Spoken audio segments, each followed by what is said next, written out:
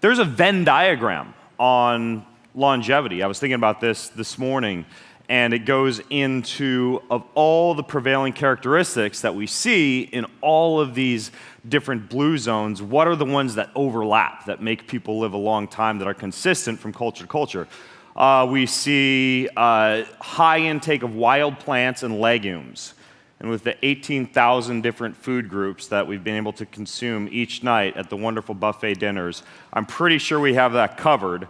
I'm not quite positive because there were about 18 different unidentified salads, but I believe wild plants and legumes are covered.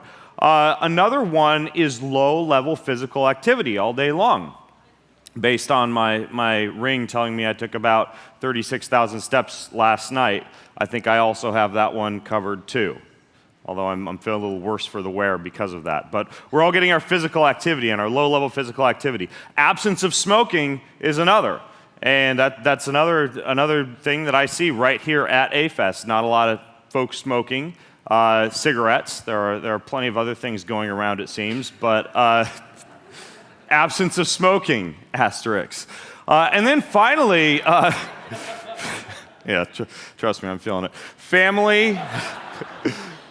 Love, life, relationships, and I think we've definitely got that covered. This is my first A-Fest, and I have to say, I feel like I'm in the presence of family all day long while I'm here. So this is amazing.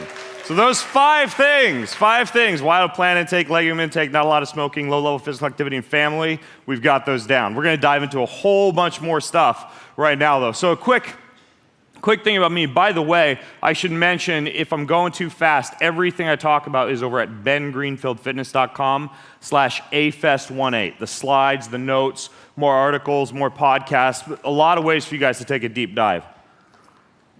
So it's afest18. How did I get into this? I used to be a bodybuilder, 215% and 3% body fat. And this was my foray into trying to figure out how to get the most out of the human body and brain, being able to pose on stage, and I felt absolutely horrible, right? You're crapping out a straw and you have no sex drive and you're a big slab of meat that lays on the couch. But that was my foray into physical culture, was bodybuilding. And then I progressed to the next healthiest sport on the face of the planet, running around in the trees with my spandex on in ultra-endurance events. And that's actually what I do now. I'm a professional obstacle course racer in addition to sitting at home and writing posts about how to turn your butt on. I live at home with my wife, who makes strange things in the kitchen and sits around on her butt all day taking care of our two twin boys over there. No, I'm just kidding. She actually works pretty hard. And this is what I do. I spend a lot of time trying to figure out how to combine ancestral science, wandering around in the forest, finding the berries and the herbs and the ancestral wisdom that informs us about longevity, and I combine that with a little dose of biohacking, meaning I'm completely open to the idea of better living through science, sticking laser lights up your nose and wearing strange caps and doing a lot of things that I'll teach you about today, so that you get that ultimate marriage of ancestral wisdom and modern science to enhance longevity. So we're going to dig into some of the things that I've found lately to be the most exciting, because I talk about a lot of stuff in my podcast. Who here listens to my podcast? Okay, so some of you have heard me talk about longevity and a lot of these tactics and biohacks before, but I never like to get up and talk about a lot of stuff you could just go find in podcasts elsewhere. I want to talk about some of the things I'm doing right now, books I've read, techniques I'm using, new things that are really moving the dial for me, so that I give you good, fresh content that you can then take and implement. And again, we'll have a big Q&A at the breakout session afterwards to take a deeper dive into this stuff. What do I do now? I'm the CEO of a company called Keon, where I take all of the formulations and supplements and knowledge that I learn in this longevity, health, and performance sector, and I use that to create formulations, create supplements. We've just launched two of the most popular drugs in the world, coffee and chocolate bar comes out this week. So I figure if nothing, if I have coffee and chocolate, I'll be able to survive the rest of my life, giving the world's population the drug of choice. That's what I used to look like, by the way, before I started doing all this stuff. No, actually, seriously, I test my telomere length. I test my telomere length, which is a measurement of the average length of the telomeres that cap the DNA. in this case, in your white blood cells. And when I first started doing a lot of this stuff when I was 34, I tested my biological age, right? So at a chronological age of 34, my biological age when I tested via telomeres was 37. And then I tested again when I was 35, and my biological age had dropped to 36. My last test, and again, this was implementing a lot of the stuff I'm going to show you, at 36 years old, I had a biological age of 20. That was my goal to get to by the time I was 40 years old. So I'm ahead of the curve. But the idea that you can be at a chronological age, but look, feel, and perform as though you're at a much younger biological age is something we can attain and something we can test with telomere length. And I'm going to teach you guys some of the things that I did to do this over the past few years. So we'll split this into three sections. How to optimize your mind, how to optimize your body, and how to optimize your spirit. I'm going to go over some of my most potent tips for each of these, body, mind, and spirit, as we go. So we're going to start with mind, this concept of balancing your neurotransmitters, dopamine, serotonin, an inhibitory neurotransmitter that helps you sleep called gamma-aminobutyric acid, and acetylcholine. Those are some of your most important neurotransmitters. And there are certain things that you can do to keep these in balance. Who likes coffee? Who drinks coffee? All right, a lot of it. Big cup of coffee every morning. Who knows one of the best ways that you can balance your neurotransmitters and keep coffee from gradually depleting some of those excitatory neurotransmitters and keeping you from doing things like sleeping, napping, relaxing, or avoiding that post cup of coffee crash? What's something you could add to coffee? Okay. I heard a lot of chemicals get thrown out there. It's theanine. Theanine, T-H-E-A-N-I-N-E. You add about 100 milligrams of that to a cup of coffee, and it helps to balance your neurotransmitters and keep you from getting that jitteriness from coffee, and also keeps coffee from imbalancing your neurotransmitters. So 100 milligrams of theanine. Another Ayurvedic herb that acts a little bit similarly is called Tulsi, T-U-L-S-I. But theanine is very easy to find on a website like Amazon. You add 100 milligrams of that to a cup of coffee.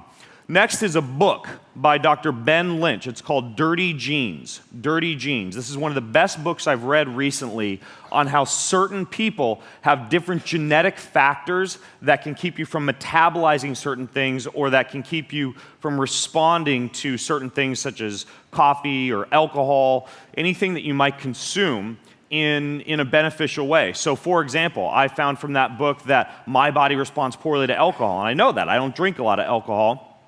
And there is a certain stack that I found in that book called SAMe and homocystex that help to stabilize my body's response to alcohol. He has a quiz online. He's got a book. This is one fantastic read recently for me for balancing the brain. The other really good one, and there's a free quiz online for this, is by Dr. Eric Braverman. And I'll put the link to his quiz on the website for this presentation, but he has a neurotransmitter quiz online. It allows you to figure out what your neurotransmitter dominance is, and then you can make your food and exercise and lifestyle choices based on your neurotransmitter dominance. Another excellent book, and one that I recommend as well. So theanine and the Dirty Genes book, along with the Edge Effect book, are three really good ones for the neurotransmitters. The next one is leaky brain. Your brain has a blood-brain barrier that's supposed to keep certain toxins, certain chemicals out of your brain. And by keeping that brain or that blood-brain barrier sound, you're going to increase your ability to be able to operate neurologically. So one thing is cold showers. It's funny, one of the most popular videos on YouTube that I have is how to take a cold shower, which I think is hilarious that people have to watch a video to figure out how to take a cold shower. But if you want to upgrade it, Ray Cronise, who worked with the previous speaker here, Wim Hof, Ray Cronise has a specific hot-cold contrast shower. I took one this morning as soon as I woke up. All you do is 20 seconds of cold to 10 seconds hot, 10 times through. It's called a 5-minute hot-cold contrast shower. In working with a lot of his clients, he was able to not only strip body fat off of them, because you get conversion of adipose tissue into metabolically active brown fat, but it's also fantastic anytime you get exposed, especially if you can get your head wet or your head cold, for your blood-brain barrier integrity. This is another way that you can do things. I don't know if anyone's ever been in one of these cryotherapy chambers. That's the Spiritual Warrior, or the J.P. Sears on YouTube. He has hilarious videos. But the idea behind these cryotherapy chambers is sound. It decreases your body's temperature, and you get a lot of the benefits of cold, but you got to make sure your head goes under. Aubrey's tip to me, by the way, when I interviewed him on my podcast, was when you do these cryotherapy chambers, to kind of get your head low and knock on the outside of the chamber so the person who's attending it thinks or knows that you're not dead yet. I don't know if that's as good a strategy as mine, which is to simply get a cold tub or a cold bath or a cold sink full of water and try to dip your head a few times each week. Getting your head cold is fantastic for the blood-brain barrier. It's something I try to do each day, some kind of a cold shower or cold contrast. I have a blog post on my website about all the different ways that you can set up a cold pool, anything from a $15,000 investment to a really nice chiller ozonated system in your backyard to a freezer hack where you can get a $200 to $400 freezer off of Craigslist and make for yourself an ice bath. But this is one of the better things that you can do for your blood-brain barrier. The next is to breathe. There's a lot of different ways that you can breathe, but there's a fantastic form of breathing called buteco breathing. Who in here is familiar with that or has read the book or studied up on it? The idea here is that in many cases, even though something like, say, Wim Hof style breathing is fantastic for getting ready for a workout or for increasing your tolerance to cold, you do wind up breathing off a lot of carbon dioxide. And in an ideal scenario, based on longevity studies, you want a slightly higher level of carbon dioxide simultaneous to a high level of oxygen. Because when you have a lot of carbon dioxide in your system, it shoves the oxygen into the tissues. This is called the Bohr effect. So in an ideal scenario, you teach your body how to both increase carbon dioxide and increase oxygen simultaneously. The form of breathing that teaches you how to do this is called buteco breathing, and the way to figure out if you're getting good at it is you take a normal exhale, and then you just go for as long as you can without taking a sharp inhale. Now, a good score would be anything about 40 seconds or longer, being able to hold your breath after a passive exhale. That's a good sign that you can tolerate high levels of CO2 and high levels of oxygen. There are some really good books out there that teach you how to do this. There's also even a little rebreather device that you can hang around your neck, and I use this when I go on walks. It simply goes in your mouth. It teaches you how to exhale slowly, retain a lot of carbon dioxide, then breathe in through your nose and get a lot of oxygen.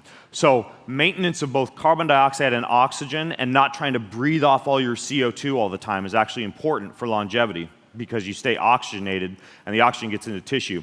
Another one is a trick that Paul Chek taught me. I didn't realize, based on probably a lot of my years spent bodybuilding, that focus on keeping the abs tight and sucked in, how much I use my abs and my chest when I breathe, until he did an analysis. He looked at me and said, Ben, you hold your abs in, you push your chest out, you have that old bodybuilding habit. And so what he taught me was a kite string trick that I use at my desk. I tie a kite string around my waist, and I make sure that I can feel that kite string moving in and out during the day while I breathe, and that is a cue to me to do deep belly breathing rather than the shallow chest form of breathing that activates baroreceptors in the chest, activates cortisol, and keeps me from getting as much oxygen as I actually need. So the kite string trick works really well. There are some different apps and devices now that will cue your phone via Bluetooth signal when you're slumping. And I'll put a link to some of those apps on the presentation page, but all you really need is a kite string. The second form of breathing that I really like is called box breathing. Who in here knows about box breathing? I did the equivalent of a Hell Week for civilians with the Navy SEALs in Encinitas, and the most powerful form of breathing that they taught me when we were getting battered by the Pacific Ocean and we were getting buried in the sand and doing these 26-mile night hikes and just getting beat up for a week was box breathing. Very simple. I do this when I walk through airports. I'll do it before I get on stage to talk, to suppress the heart rate a little bit. It's very simple. It's a 4-count in, 4-count hold, 4-count out, 4-count hold. Box breathing. And you can do a 5-5-5, a 6-6-6. There's some people really good at breath work who will do a 20 in, 20 hold, 20 out, 20 hold. This idea of box breathing, though, is one of the better stress control strategies that I've used. Okay, next is eating. Next is eating for your mind. Now, if you were to walk up to me and you were to offer me a big stick full of cotton candy, or perhaps one of those Snack packs full of healthy food that you get at the airport, and you turn it over and you look at the label, and the number one ingredient, as you see in most processed and packaged food these days, is canola oil, safflower oil, or sunflower oil, or any other processed vegetable oil. I would choose the cotton candy, hands down. And that's because those type of oils are worse for your body than sugar. See, I can metabolize sugar. I can drop and do 30 burpees and stabilize my blood glucose levels, and the body can metabolize sugar very well.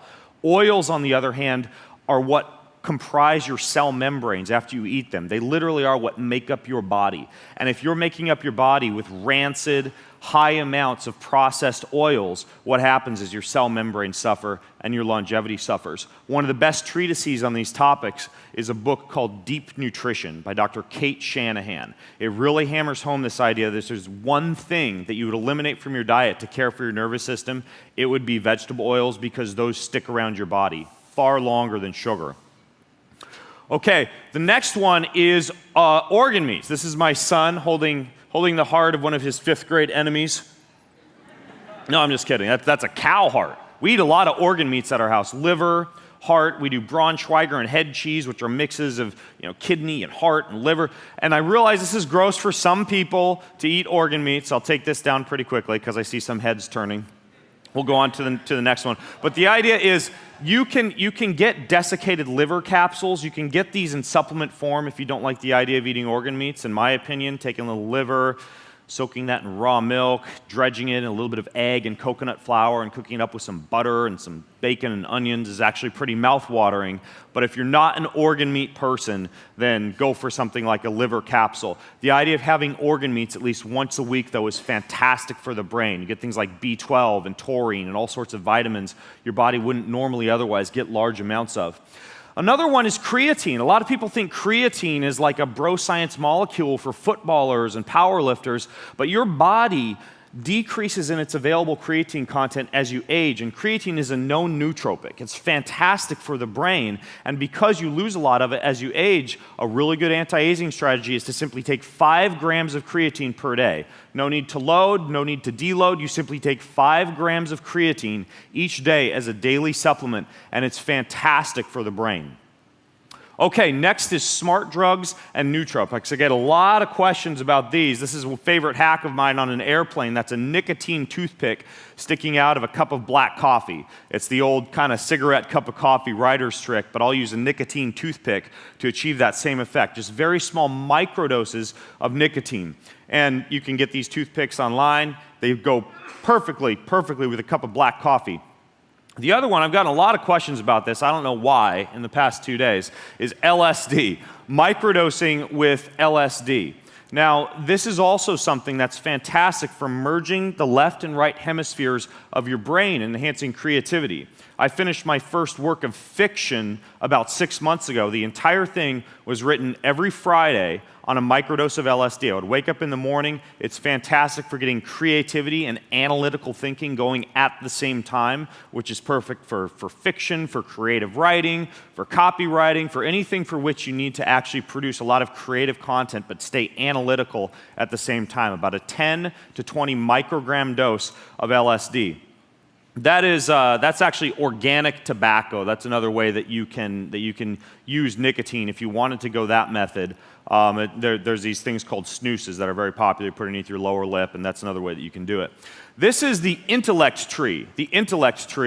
And this is found in a smart drug that I like called Qualia Mind. It's kind of a newer nootropic that you'll find being added as an ingredient to a lot of these herbal blends. But it's a very interesting one because it enhances memory and comprehension. And you can get this in a supplement form. So it's called Silastris paniculus. Very interesting one. I'll link to that one as well. I like how it has that doctrine of signatures going for it, though. It kind of looks like a little brain in the same way that a walnut, which is also fantastic because the choline for your brain looks like a brain. There's a lot of other clues that nature gives us. Pomegranates being good for your heart, tomatoes being good for your heart, avocados being good for your ovaries, all sorts of cool things. But that's an interesting one, this intellect tree. Okay, next is to upgrade your head. I use light for this. There's a few different ways that I use light. I was talking last night to a few people about sun gazing, and this is how I do it. I don't actually believe in the sun, so I just put glasses on. I'm stuck indoors a lot of the time riding. So this is actually fantastic for regulating your circadian rhythm and getting a lot of the benefits of sunlight. It's a greenish blue light wave spectrum, and these are glasses that you wear. I wear these for about 25 minutes every morning while I'm working on my computer, walking around the house, making a cup of coffee, taking a dump with my giant glasses on. But basically, this spectrum is fantastic for enhancing your wakefulness. Greenish blue spectrum of light. Another one that I'll use to basically as almost like a biohack for exercising the cells, for opening and closing the cells, is called pulsed electromagnetic field therapy. This is a table that I sit on, made by a company called Pulse Centers. But there are also more portable devices. I've met a lot of nomadic people who travel a lot here, and there are a couple devices. There's one called an Earth Pulse and one called a Flex Pulse. Now, pulsed electromagnetic field therapy, or PEMF, is something that you can put at a different setting for anything you want to achieve. Like you set it at 3 hertz for relaxation and sleep. You can set it at 10 hertz for focus. You can take these things and put them at 100 hertz on a muscle that might be injured. But PEMF is a very good strategy, not only for using to enhance your mind, to wake up the brain. You can place it near your head at about 10 hertz, but also for anything that you'd want to use full body. So PEMF is another one I've been using a lot of lately. Another way that I've been kind of focusing on getting more oxygen to the brain particularly is via combining hypoxic and hyperoxic training. Now, there are devices you can buy, like the one you see there with me on the bicycle is called a Live O2. It sucks all the air out of the room, concentrates the oxygen, and then you breathe in pure oxygen. And then with the flip of a switch, you can flip it to hypoxia, or very low levels of oxygen. Now, you can simulate this and almost do like a portable version of this a couple of ways. You can go on sprints, and I'll do this sometimes where I'll jog or I'll walk from one telephone pole or one marker to another, only breathing through my nose. And then when I get to the next marker, I'll speed up, I'll breathe through my mouth to hyperoxygenate my body, then I'll go back to nasal breathing. So I'm maintaining CO2 and oxygen at the same time, figuring out a way to do hypoxia combined with hyperoxia. You also see me with a training mask on in that photo on the right, and that's another thing you can use. These are about $70. They restrict a little bit of the oxygen that you breathe in, and you can pull that mask up and down as you're exercising to give yourself lots of oxygen or not very much oxygen. Now, another way that you can train your mind is to train for speed. Your nervous system is very dependent on how quickly you can grab motor neurons and make them fire. There's even this CNS tap test. It's a free, pretty inexpensive app that you can put on your phone that calculates how quickly you tap on your phone with your thumbs in 1 minute. And you can actually track your nervous system by doing that simple test. It's one of my favorite tests to just sit there and do a quick test each day to see how fast I can tap for 60 seconds each side. Another way that you can keep your finger on the pulse of your nervous system is via heart rate variability training. How many of you in here have heard of HRV training? Okay, so this is a very good way to test each morning. I wear a ring that tells me what my HRV is each morning. There are also apps out there that will tell you what's called your low frequency versus your high frequency score. Your low frequency is a measurement of your sympathetic nervous system. Your high frequency is a measurement of your parasympathetic nervous system. This is a screenshot of one called the NatureBeat app. And in that app, I can see, hey, if my high-frequency nervous system is very beat up for this day, that's an indicator that my parasympathetic nervous system is exhausted, so I should avoid any long-term aerobic endurance training for today. Or if the low-frequency system is very beat up, I can avoid any high-intensity kettlebell swinging or intense weightlifting for the day. So it's a very good way to, again, track your nervous system and know how to train it and know when it's ready to train. Another thing that you can do, and I realize this stands in stark contrast to what you learned yesterday about 10x, is that sometimes you want to train your muscles, how to move quickly, how to move explosively, and how to generate a high amount of force in a short period of time, because it turns out that these explosive, fast-twitch fibers are actually quite good for longevity. Now, this doesn't mean that you shouldn't do 10x training. It means that if you're going to do that, you should enhance that with some kind of sport like basketball or tennis that you play to train for explosiveness. Or you should have a separate body weight workout that you do where you're simply moving quickly and explosively, so you're kind of getting the best of both worlds, all the advantages of the super slow training along with the explosive fast training.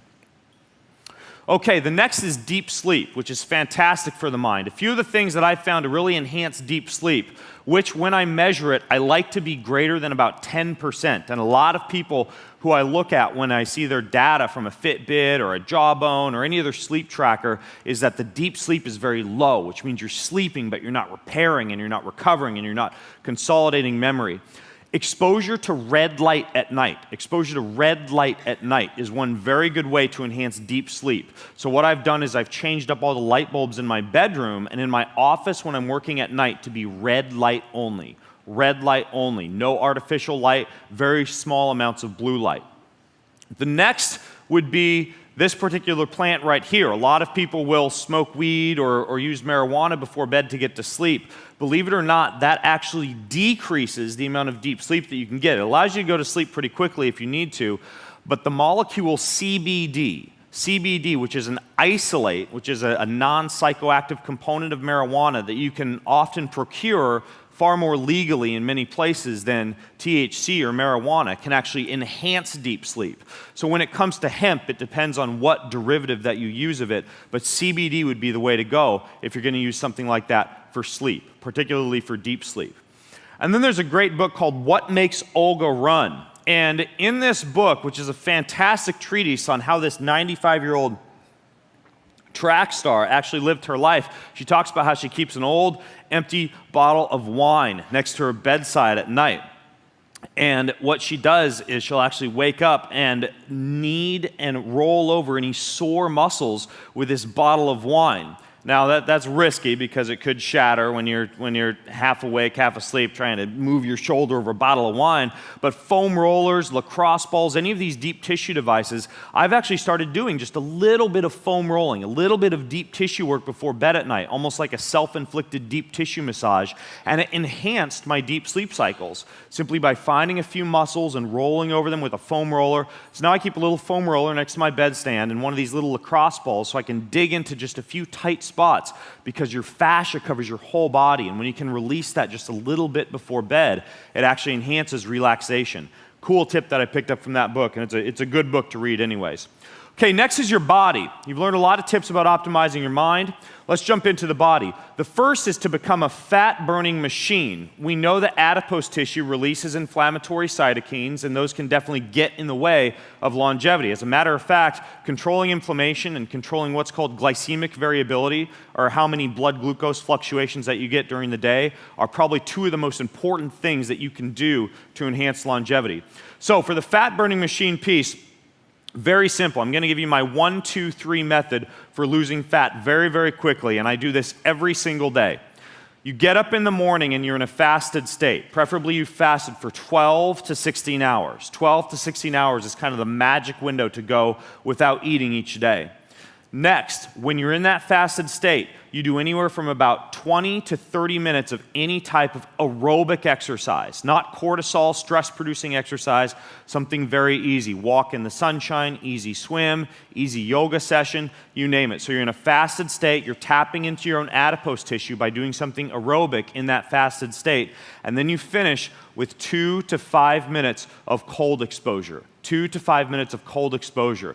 So you're fasted, you wake up, aerobic exercise, and you finish with cold. And for a bonus on that, if you can have a little bit of caffeine to enhance your fatty acid utilization, coffee or green tea, it'll blow up that effect even more. I discovered this when I was training for Ironman, and I had to stay very lean, very thin. So I started into this morning protocol every day. I began to implement it with my clients, and it works like gangbusters, especially if you're trying to lose weight or tap into your own adipose tissue.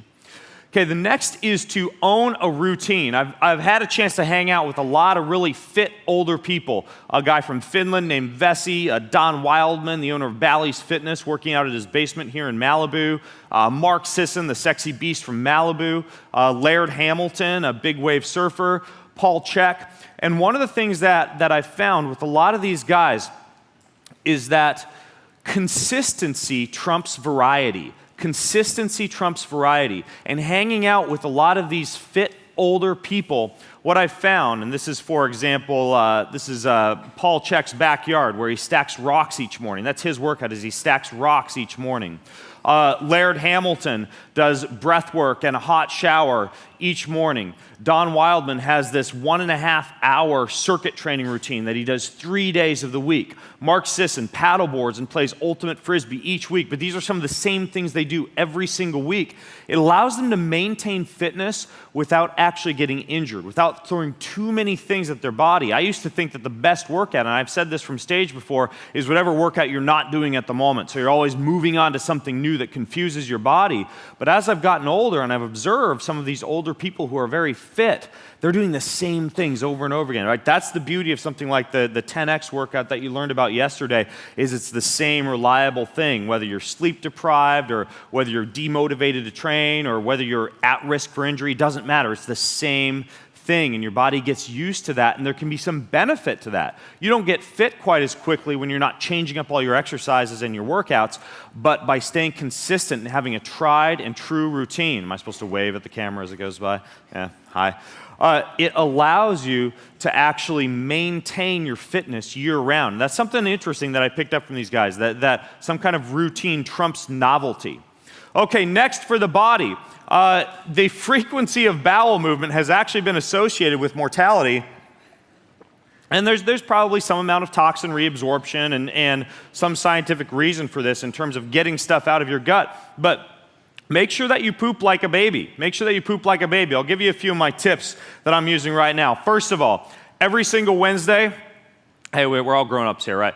I do a coffee enema. Coffee enema is fantastic for peristalsis, for bile production, for your liver, for your gallbladder. Every single week I do one, and it keeps me going like clockwork, but it's fantastic for detoxification all year round. Get a stainless steel enema bucket. Whenever I'm home, every Wednesday, that's where I'm at on Wednesdays, lying on the bathroom floor doing my coffee enema.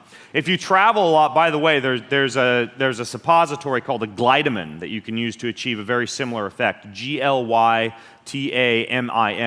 So coffee enemas, that's one thing. The next is deep tissue psoas work. Again, I didn't realize how tight a lot of these muscles that in many cases a massage therapist won't work on until I started to do deep tissue work on my psoas. It feels like someone's sticking a knife into your abs. But a lot of people have gut issues, and it's not because their gut's broken and they're following the wrong diet. It's because they have musculoskeletal issues and a very tight psoas or iliacus. So in that picture, I'm using a device called a PSO, to do deep tissue work on my psoas. The next is some form of vibration or peristalsis. So for example, one thing that I'll do when I wake up in the morning is I'll just do a very simple Qigong shaking for about 2 minutes. I'd have you guys stand up and do it, but we're on a time crunch today. Qigong shaking, another one you'll see me using in this picture is a MyoBuddy. It's a vibrating massage tool that I use to massage my whole body every few days at home, but I make sure that I hit my abs too. Because again, a lot of times a massage therapist is uncomfortable working on the area where all of your organs are, but you can do self-inflicted tissue work on your abdominals by working your psoas and by using some kind of vibration or massage, combined with, as you saw, use of a squatty potty or a squatting position. You can actually move stuff through you far more efficiently. So those are a few of my secrets for pooping like a baby. Next is to systematize your fitness blueprint. Now I could talk for the entire time about how to look good naked and live a long time. In a blog post that I wrote on that, we're turning the whole thing into a Mind Valley quest this year. Go read the blog post. I'll link to it on the notes for this particular presentation. But we've systematized everything from mitochondrial density to super slow training to VO2 max to all the different elements of fitness that confer longevity. That blog post, if you're self-educated and you know a little bit about fitness, will give you everything you need to kind of launch into it. But the quest we're launching later this year is going to really fill you in on the perfect workout for that. Next is to not worry so much about diets. Not to worry so much about diets. This is my son with a whole bunch of donuts that he baked. Now, there are certain people in the world who, based on their bacterial ratio, what's called their firmicide to bacterial ratio in their gut, will respond without a very high blood glucose response to donuts, or in the case of the studies they've done in Israel, bananas, cookies, and then other people's blood glucose will go through the roof. And this is because there's a lot of genetic variety when it comes to the way you process sugars, the way you process fats, the way you process proteins. So The idea is that you want to figure out what diet actually works best for you. One of the best ways to start into that is to do something like I already explained. Go read a book like Dirty Genes, get a genetic analysis, and begin to dig into what your ancestors ate and also into what genes you actually possess that will affect everything from how quickly you metabolize caffeine to how much of an inflammatory response you would have to something like a ketotic-based diet. So there's a lot of testing that you can do, but it's not my opinion that everyone should follow a certain diet, because we live in a day and age where you can test and you can figure out what diet is worse or better for you. Like I mentioned, controlling blood glucose fluctuations is, in my opinion, one of the most important things that you can do to confer longevity. There's a host of different ways that you can do it. One is the consumption of bitters or digestifs before a meal. They've got a fantastic digestif liqueur here in Italy called Ibo Libo. At home, I'll mix mint and ginger and black pepper and a variety of different herbs and spices and put those in a copper mug with a little bit of ice and tequila and make myself a Moscow Mule. Anything that enhances what's called your first phase insulin response. Lemon, ginger, anything like this that would be considered a bitter or a digestif when consumed before a meal lowers your blood glucose response to that meal. That's bitter melon extract. That's one that's used in Okinawa, Japan, for example. You can get that in supplement form. Taken prior to a meal, it'll lower your blood glucose after you eat. Ceylon cinnamon is another one. 2 teaspoons of Ceylon cinnamon a day.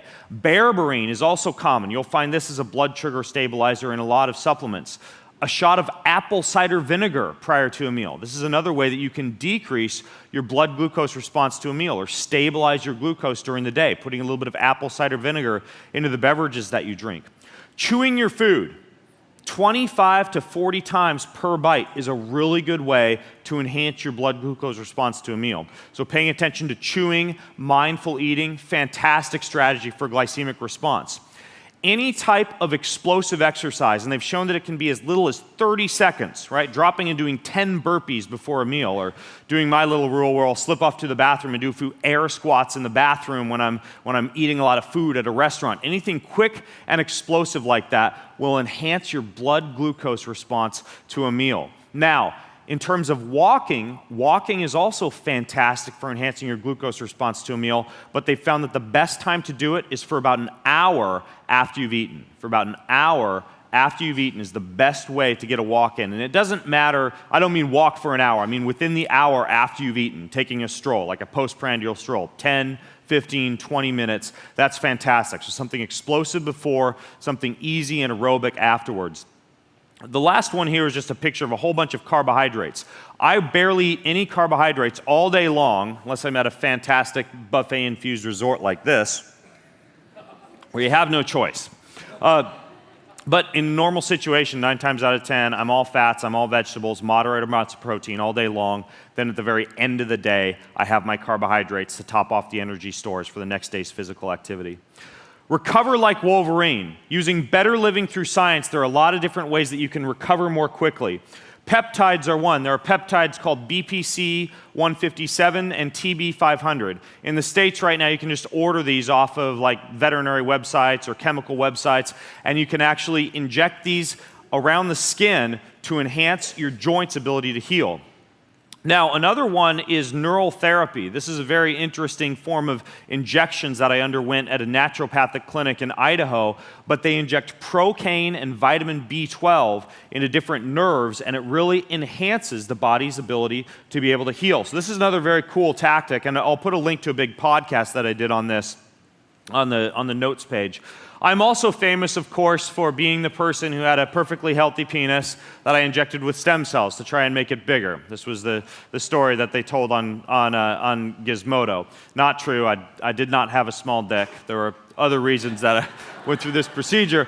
But nonetheless, stem cells, and there's a man here. Harry, did you give a talk yet?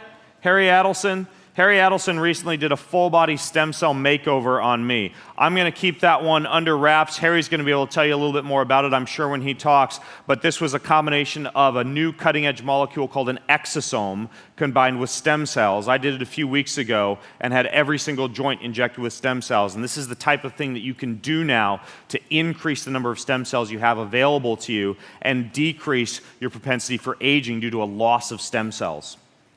Okay, the next one is to fortify your immune system. A few ways that I do this. I eat baby goats. I'm just kidding, I don't eat baby goats. However, I do use colostrum. I use colostrum a lot of times during the year to enhance my immune system and enhance the amount of growth factors I have available to me. That one's fantastic. Colostrum is a very good supplement to take, especially if you have a stressed gut or if you need a little pick-me-up when it comes to your immune system. Another one are these Myers Cocktails IVs. Myers Cocktails IVs. Rather than taking a multivitamin, getting multivitamins into your bloodstream, if you haven't done these before, is a very, very good way to enhance longevity and to get your body chock full of a lot of nutrients that it may have trouble absorbing anyway. So I do one of these each week, a Myers Cocktail IV. And again, we can go deep dive into a lot of this stuff during the Q&A session that we do at the breakout session.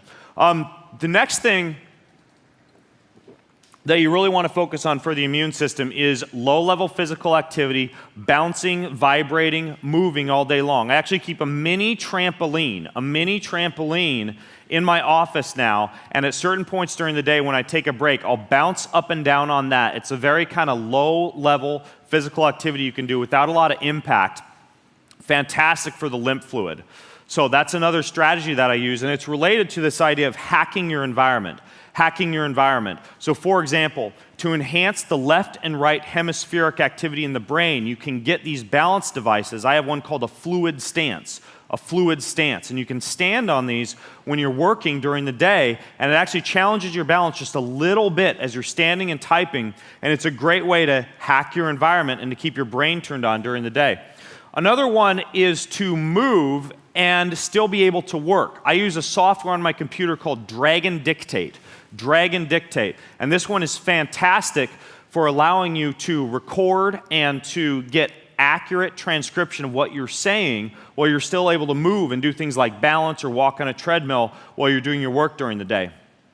The next one is a special stretch that a guy named Dr. David Beck, the inventor of the Bosu ball, taught me. It's called the coil. I do this on airplanes. I do it when I'm working. It's one of the best full body stretches you can do. You put one leg back behind you like this, you bend the other one, and you reach over your head like this. I'll put a full video on the show notes page for this talk, but basically this coil exercise is one that I've been doing a lot of. Again, I'm trying to show you guys some of the newer things that I've discovered of late. Fantastic exercise for kind of keeping the body fully stretched throughout the day. The next is to care for your skin and your symmetry. A few things that I do for anti-aging and longevity for my skin is, number one, a weekly clay mask. I actually do this, yes, on the same day that I do the coffee enema. I do a clay mask and I do my enema, then I get up and I wash the clay mask off. Yes, for those of you who are wondering how I pull all this off, I multitask. So a clay mask, really, really good method for enhancing the skin.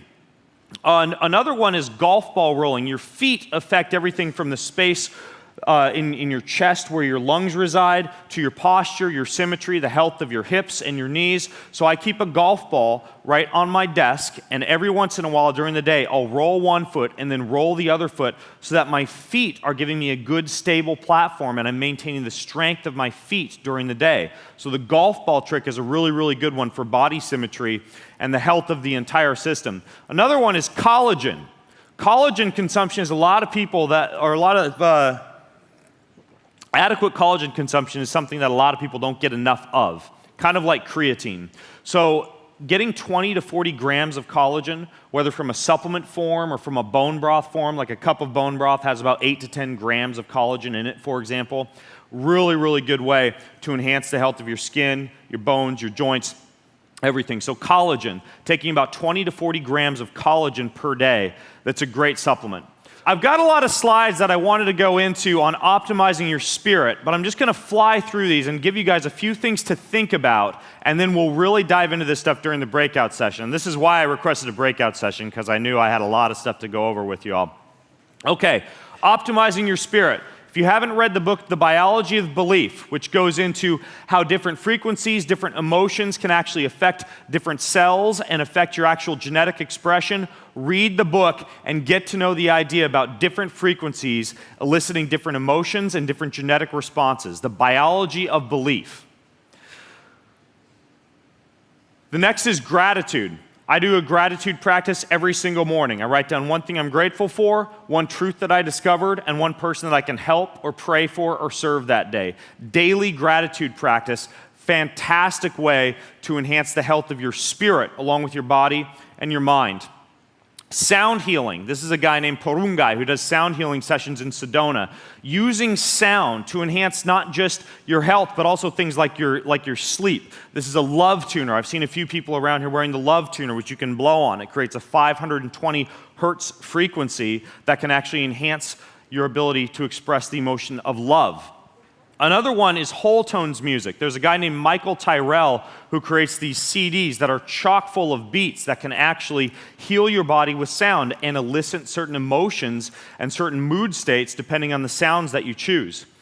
These are a couple of apps that I use on my phone. One is called Brain FM, which is basically like an artificial intelligence algorithm that you can use for focus, for meditation, for sleep. Another one is called Sleep Stream, which is like a DJ for sleep. You can play different binaural beats, different white noises, different background noises, but it's fantastic to use not only for sleep, for focus, for naps, creativity, really good 1-2 combo.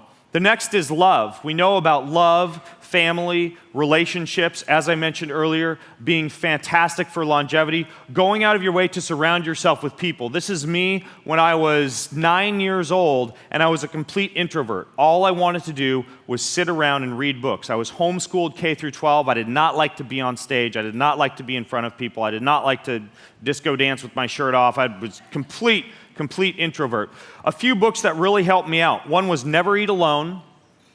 One was the book Quiet, The Power of Introverts by Susan Cain. And then finally, Dan Buettner gets into the importance of being with people, socializing, not being a social isolate, not being lonely all the time, surrounding yourself with family, love, life, and relationships. Incredibly important for longevity. And those are a few books that really helped me. And of course, I had to put a picture of A-Fest on here because I know that we're really good here, as I've discovered firsthand, at building a family around us and being in a lot of social relationship type of situations. The next one is to experience sex. Because I'm on a time crunch, all I'm going to do is recommend that if you're able to get your hands on via Amazon or whatever, the January 2018 edition of Men's Health magazine, where I was sent on a 3-month quest to look into everything that a man could do to enhance his sexual performance. Read that magazine because I take a deep dive into both the spirituality of sex and also a whole bunch of different biohacks for men and women to enhance sexual performance. I talked about creating a routine, so I won't kick that horse to death. That's just me doing a bit of the foam rolling that I do every single morning as a part of my routine. But I want to finish with this. The number one thing that you can do to not just live a long time, but to look good naked and to be happy forever, to keep yourself motivated, to keep yourself happy, to keep yourself connected. That's me, and that's the tattoo on my shoulder. This tattoo is the Japanese kanji symbol for ki, life force, energy, chakra, prana, spirit. Many of us are very, very focused, as I was for a very long time, on all these biohacks to optimize the body and to optimize the brain. But we've got this dry, shriveled up soul and spirit inside of us. And the number one thing that I've found that has really helped me tap into true happiness and true longevity is to care for the one single part of me that I believe is going to be around for the rest of my life, for all of eternity, right? You can take away from the supermodel their good looks, or the CEO who makes a lot of money, all of their finances, or the most successful person in the world can be stripped of all their successes. There's a verse in the Bible called, "What does it profit a man if he gains the whole world and yet loses his own soul?" So the idea here is that you want to care for your soul. You want to care for your spirit and not just get so caught up with the biohacks and the six-pack abs and the optimization of your neurotransmitters that you forget to care about your happiness and your purpose and true meaning in life. And one of the best ways that I've found to do that is by simply being quiet for a couple of minutes. You can try this now. You can close your eyes, just block off all this external stimuli just for a moment. Close your eyes and connect with your purpose. Connect with your soul. And if you don't know what your purpose is, if you're still seeking that out, if you can't write down or see in your mind a sentence that dictates your purpose, the unique reason that you were brought to this world, the reason that you've been blessed with a soul, what it is that you were called here to achieve, then finding that purpose is one of the best things that you can do for your longevity and for your happiness. Mine is to empower people to live a more adventurous, joyful, and fulfilling life. My purpose in life is to empower people to live a more adventurous and joyful and fulfilling life. And by knowing that purpose, I can wake up each morning, feed my soul with that, and go off into the world, enabling other people to tap into their adventurous, joyful, and fulfilling life. So knowing your purpose is what feeds your soul. So if you aren't able to write your purpose down, I would challenge you at some point today, go to a quiet place and begin to think about why it is that you're here, who it is that you can help here, the unique talents and the unique gifts that you bring to the world. Because if you don't do anything else, the coffee enemas, the photobiomodulation, the microdosing, anything else, finding your purpose in life and then loving others with that purpose is one of the most powerful things that you can do for your longevity and for your happiness. So thank you all for listening. Thank you. Thank you for feeding through the fire hose.